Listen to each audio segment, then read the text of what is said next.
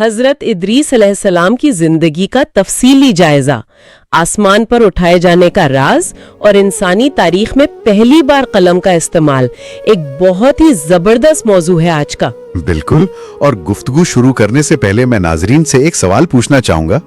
کیا آپ لوگ جانتے ہیں کہ وہ کون سے نبی ہیں جنہوں نے سب سے پہلے قلم سے لکھنے کی ابتدا کی، اور موت کے فرشتے سے ان کی ملاقات زمین کی بجائے چوتھے آسمان پر کیسے ہوئی؟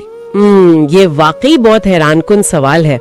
تو آج کے اس خاکے میں، یا یوں کہہ لیں کہ آج کی ہماری اس بحث میں، ہم حضرت ادریس علیہ السلام کی پیدائش، ان کے منفرد لقب ہرمز کا مطلب، اور بابل سے مصر تک کے ہجرت کے سفر پر بات کریں گے۔ ہاں، اور اس کے ساتھ ساتھ ہم قرآن مجید میں ان کے بلند مقام کے ذکر، چوتھے آسمان پر ملک الموت کے ساتھ پیش آنے والے واقعے اور ان کی عظیم علمی خدمات پر بھی روشنی ڈالیں گے۔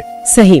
تو سب سے پہلے ہمارے چینل پر خوش آمدید، جہاں ہم کتابوں، عمدہ ادب، سچی کہانیوں، اسلامی تاریخ، ذاتی ترقی، تاریخی واقعات اور پیچیدہ خیالات کو آسان الفاظ میں سمجھتے ہیں۔ مواد کو شیئر کریں اور ہماری مزید تعلیمی مباحثوں کی حمایت کریں۔ بالکل، اور یہاں یہ واضح